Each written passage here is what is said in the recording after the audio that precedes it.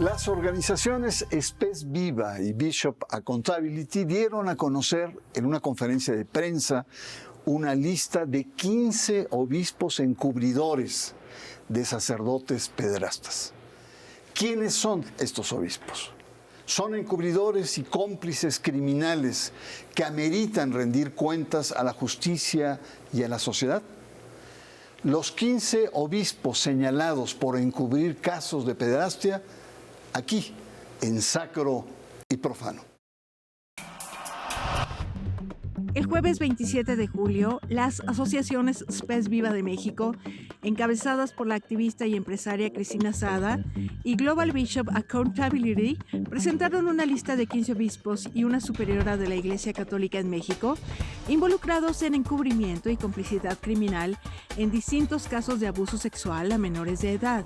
A pesar de que el episcopado mexicano ha prometido tolerancia cero hacia el abuso a menores, los obispos católicos mexicanos permiten que muchos sacerdotes acusados permanezcan en el ministerio. Por ello, Barrett Doyle, vicepresidenta de Bishop Accountability, señala que la Iglesia mexicana está entre las opacas del mundo y estima, según diversos estudios, que el 50% de los obispos mexicanos han manejado de manera inadecuada las denuncias de abuso por parte de religiosos. El encubrimiento de un abuso sexual a menores es un delito penal. Aquellos que dificultan o impiden la administración de justicia, entorpecen la investigación o dificultan la identificación de violadores, son cómplices. Encubrir significa arropar u ocultar al criminal. En sentido penal, el encubrimiento es una conducta dolosa que ayuda a eludir la acción de la justicia o a aprovecharse de los efectos del crimen cometido. En diferentes países, los activistas pro derecho de víctimas de pederastía clerical demandan la intervención judicial de los gobiernos. Muy buenas noches, bienvenidos a Sacro y Profano. Como hemos venido conversando en otros programas, la pederastia clerical es un crimen inadmisible. Es el abuso del poder simbólico de lo religioso que muchos miembros del clero creen poseer las almas y los cuerpos de sus víctimas. El pasado jueves 27 de julio, las asociaciones Spes Viva y Bishop Accountability presentaron una lista de 15 obispos y una superiora señalados por encubrimiento y complicidad criminal en distintos casos de abuso sexual a menores de edad. Sobresalen los nombres del cardenal Norberto Rivera, por los casos Maciel, Nicolás Aguilar y ese extraño caso del obispo Flete Santana. Está también Luis Chávez Botello, señalado arzobispo emérito de Oaxaca, que protegió al sucio depredador Silvestre Hernández, que violó a más de 100 niños indígenas. Los arzobispos eméritos de San Luis, Morales Reyes y Jesús Carlos Cabrero, por los casos del abuso de este siniestro sacerdote de élites, el padre Eduardo Córdoba. Y así, obispos, muchos en retiro, otros en activos, en Ciudad Juárez, en Acapulco, en León, en Culiacán, en Piedras Negras, en Zamora, en Tuxtla, en todo el país. La lista es larga y usted puede consultarla en el sitio web que ponemos en pantalla y usted podrá ahí ver concretamente los casos y los nombres de cada uno de estos obispos. Nosotros vamos a tratar de dar una mirada más a fondo de esta denuncia que se hizo y por ello agradezco la presencia de María Eugenia Jiménez, es vocera de Spes Viva, una periodista de larga trayectoria y de experiencia, y por supuesto de Alberto Atié, ex sacerdote y pues un comprometido activista con temas de derechos humanos y entre ellos este tema de lo que es la pederastia. Alberto, estos 15 obispos encubridores en esta denuncia, que es novedosa, generalmente se enfoca hacia los curas pederastas, pero aquí son los encubridores. ¿Qué significa esto? Significa que es un llamado a las autoridades para ponerle el ojo, echarle el diente a estos que protegieron criminalmente a los abusadores. Pues mira, yo creo que eso es un gran tema que se llama encubrimiento e impunidad, porque es protección de los que cometen delitos de proteger.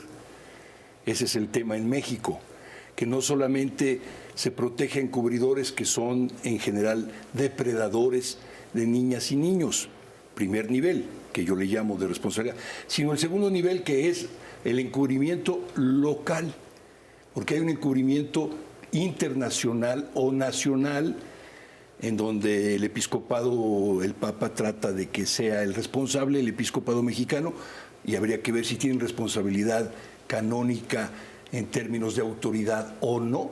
Y luego internacional, que es la Santa Sede con el protocolo que se llamó en 1962 Crimen Solicitaciones y que hoy le llaman de otra forma, pero que el derecho canónico ha ido actualizando y habría que analizar el tercer nivel de responsabilidad, que es encubrimiento a través del protocolo, porque se le dio a los obispos esa responsabilidad, pero al mismo tiempo encubrimiento internacional por negación o por minimización de los casos que tendríamos que analizar. Aquí se habla de 15, bueno, pues es un buen inicio. Yo creo que todos los obispos son, por consigna, obligados. Lo dice claramente José Rodríguez, Pepe Rodríguez, en una página y en un programa que él me mandó hace ya muchos años a los Estados Unidos. Yo creo que sí, yo creo que por consigna, pero también por complicidad. Es decir, que lo hacen como táctica tipo Norberto Rivera, que mandó a Nicolás a Los Ángeles y hundió al cardenal Mahony, lo dejó solo. En vez de ayudarse y apoyarse mutuamente para ver la responsabilidad, lo dejó solo y entonces Mahony, bueno, primero se extraña y luego termina pues pagando los 600 millones de dólares que pagó allá, o más de 1,000 millones que ha pagado toda la diócesis. Así Está es. bien, pero lo dejó solo. El problema es el encubrimiento y la impunidad intraeclesial e intracivil en México. Totalmente de acuerdo, es decir, hay como varios niveles. Encubrir, es decir, incluso tapar ante las autoridades. Segundo, una complicidad de un crimen. Y tercero, la impunidad, que duele mucho. Una cantidad de sacerdotes que han muerto sin rendir cuentas ni a la justicia eclesiástica y mucho menos a la civil. Maru, cuéntanos estas organizaciones, Spes Viva, a la cual perteneces y pertenecemos nosotros también, de una u otra manera estamos muy cercanos, y esta organización norteamericana que presenta esta lista. ¿Quiénes son? Bueno, Vision Accountability es una organización estadounidense que ya tiene varios años y tiene un gran archivo, sobre todo de obispos estadounidenses y sacerdotes. 4.400 casos tienen Sí. ahí. Y también ya tiene datos de Irlanda, Argentina, Chile. Está ampliando su base de información y está ampliando su base de información en México. Para eso nos pidió apoyo. Spes Viva, que es una organización que tiene ya cerca de 10 años de haberse fundado, pero en los últimos años ha estado trabajando sobre la pederastia clerical. Estas organizaciones, en alianza, estuvimos haciendo esta investigación en México y es lo que estamos encontrando. La lista es un poco más larga de la que se presentó. Se va a presentar dentro de 3 meses más esta información, pero lo importante es que en México este trabajo ya se empezó a hacer. Ya las voces de las víctimas se empiezan a dar a conocer. Felizmente, ¿no? Y ahí entre estas organizaciones pues destaca la presencia de Cristina Sada, ¿no? Una empresaria y una activista que sin duda le ha metido mucho fuelle a esta organización y a estos niveles de alianza. Obispos señalados de encubrimiento de abusos sexuales a menores. Ese es nuestro tema. Vamos a una pausa y le recuerdo que usted está en Sacro y Profano.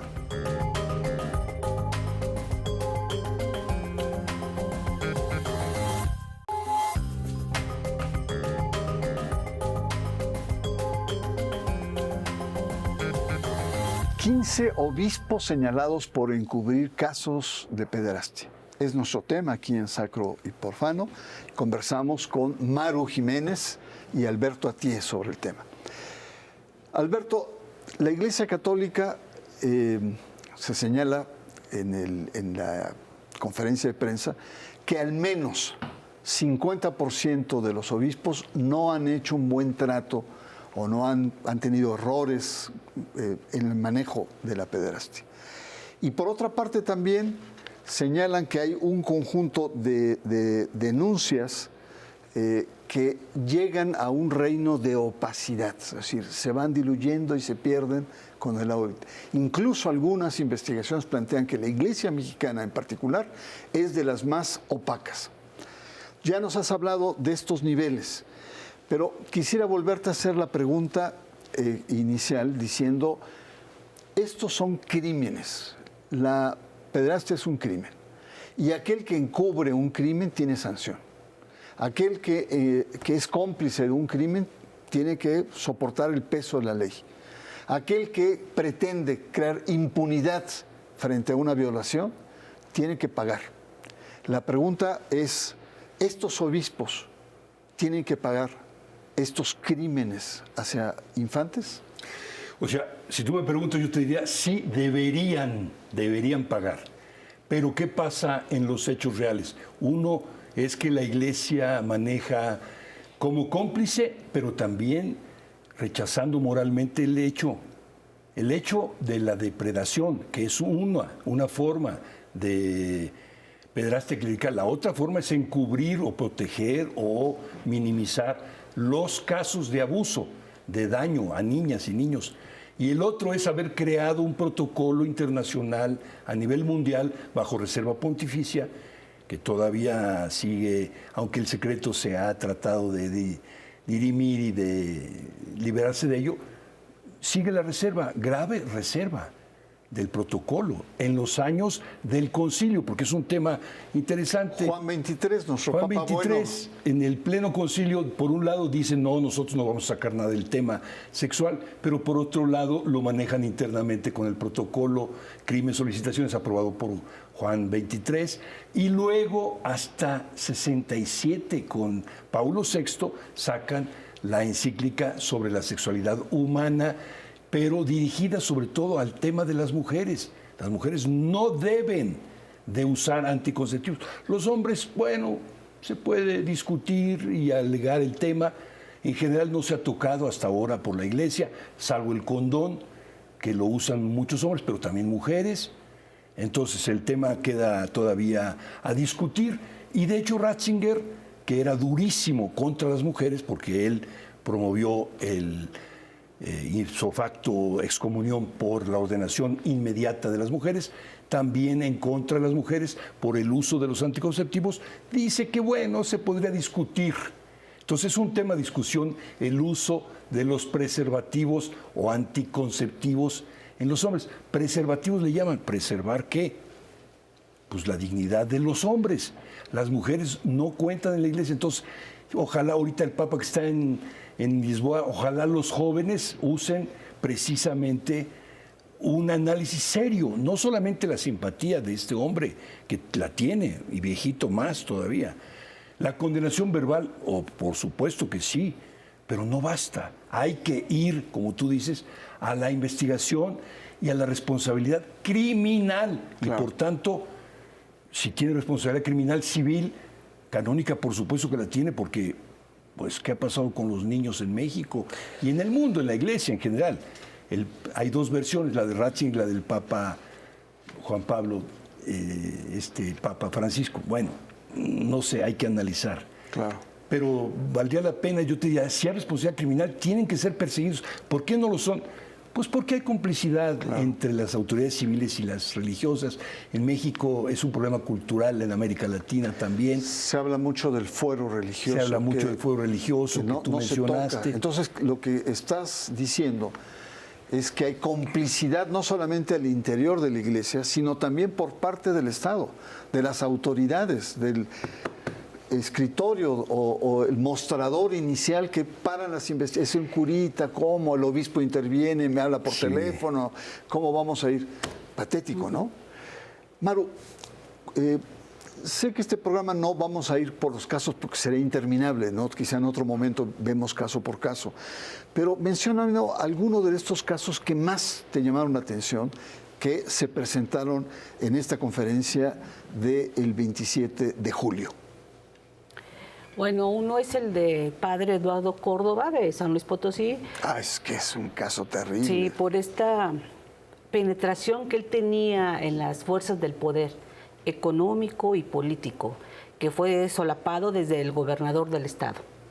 Era muy amigo del gobernador, de la esposa del gobernador, y de ahí para abajo era un sacerdote que era imprescindible en todas estas ceremonias de los políticos, de los empresarios. A él le avisan de las denuncias, pero aparte ya había sido solapado por 3 obispos. Pero déjame decirte, él drogaba a los niños. Sí. Los drogaba y los violaba, ¿no? Y bajo el amparo de... porque era un cura de moda. Era un cura de las élites. Todo el mundo quería casarse con él, no con él, sino que él los casara, ¿no? O bautizos. Era el cura de San Luis, ¿no? Así es. Y además otra cosa, Maru, perdón, pero me viene a la mente que fue apoyado por el cardenal Norberto Rivera, que envía a sus abogados. Bueno, y es un caso que la Interpol lo está buscando desde hace varios años, que también eso es importante. Claro. Es el único sacerdote que se tiene registrado mexicano que lo esté buscando la Interpol por casos de abuso. No, y además recuerdo otra cosa, es protegido por las élites, se rumora que anda todavía en San Luis Potosí. Y además otro caso es que no solamente fue protegido por por un obispo, sino por 2 arzobispos de San Luis. O sea, conocían su caso en la Sagrada Congregación para la Doctrina de la Fe, no Morales manejó cartas. Luis Morales las sabía. Familias, sí, Y Cabrero, su sucesor, también. Como hoy el tema de los desaparecidos, pero en ese tiempo era la pederastia clerical contra Eduardo Córdoba. Sí, hasta Roma conoce, ¿eh? ¿Qué otro caso, querido Mario? Ya, prometo no interrumpirte. El de José Leonardo Araujo, este sacerdote paulino que viola a este joven en Venezuela. Y es solapado por los provinciales de los paulinos, lo traen a Estados Unidos. Después lo mandan a Cuba, entre Estados Unidos y Cuba, y finalmente ya con una denuncia en el 2019 por abuso en Venezuela, lo instalan en México. Y en México lo dejan trabajar con seminaristas. O sea, este caso es muy importante porque aquí vemos todo el cambio que se da y de aquí no nada más de parroquia en parroquia, sino de un país a otro. Esto es paulinos que lo han solapado, ha sido Faustino Hernández y Oliverio Mondragón, y hasta la fecha siguen impunes. Ya hubo relevo y al parecer este caso no les interesa. Ni siquiera protocolo todavía tienen los paulinos para atender estos casos. Una verdadera vergüenza, lo cual dice que no solamente son obispos, sino también hay muchos, padres superiores de órdenes religiosas y órdenes que se prestan. Bueno, hemos visto por la cuestión geográfica que es sistémico el asunto. Ahora, Alberto, durante esta misma conferencia, Sara Oviedo, representante de ECA, otra organización sobre los derechos humanos, ella plantea que esto tiene que llegar hasta las autoridades, y hace un llamado para que el presidente de la República tome cartas en el asunto. Pues debería, porque primero la Fiscalía debería tener su autonomía propia para investigar de todos los presuntos delitos, siguiendo la noticia de que toda persona es inocente hasta que no se le demuestre lo contrario. Claro que sí, yo con eso estoy de acuerdo, pero debería haber autonomía de la Fiscalía, que no la hay. La segunda cosa importante es que las autoridades en cada país, especialmente los católicos, países católicos como México, o su mayoría católica, deberían de investigar, pero no lo hacen. No lo hacen. ¿Por qué no lo hacen? Porque son favores. Entonces, que voltee la cara, pues será muy bien dicho, pero ella fue ex presidenta del Comité de los Derechos del Niño. Ella redactó junto con otros el informe. No se hizo caso, se actuó frente a la ONU, se fue a la ONU, se pidió que no se extendiera más el asunto y se logró parar. Entonces, bueno, pues es un problema internacional. ¿Qué pasa con las niñas y los niños en el mundo? Y la Iglesia debería ser cabeza moral, y no lo es. No lo es. Entonces, ese es un tema central. Bueno, vamos a hacer un corte. Y el gran tema es qué hacer con los obispos que encubren los abusos sexuales. No solamente al interior de la Iglesia, sino también las autoridades tienen un alto nivel de responsabilidad y al parecer en México hacen, pero muy poco. Hay casos excepcionales donde efectivamente muchos pederastas están en prisión pagando purgas penales, pero en la mayoría de los casos no.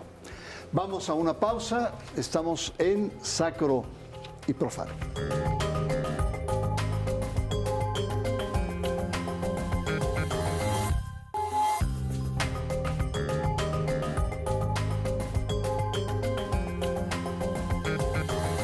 Nuestro último bloque, ¿qué hacer con el encubrimiento de pederastia clerical? Evidentemente en un programa tan corto, pues no da para muchos otros temas y muchos otros programas. Pero Maru, frente a esta limitación, me gustaría el tema del exnuncio Franco Coppola, que tú le hiciste una entrevista en 2021, abril me parece. Septiembre del 2021, donde él habla de 12 obispos que están siendo investigados por el Vaticano y cerca de 300 casos de curas pederastas que también están siendo analizados. Todo esto se quedó, digamos, navegó y después de 2 años como que se ha olvidado. ¿Qué pasa con ese testimonio? Y también algunos especulamos de que esta iniciativa que él tenía, digamos, catalizó el que él se fuera a Bélgica, que dejara el país ante la incomodidad de muchos obispos mexicanos. Pues sí, esa entrevista me la da en septiembre del 2021, cuando él a pocos días después anuncia que se va a Bélgica.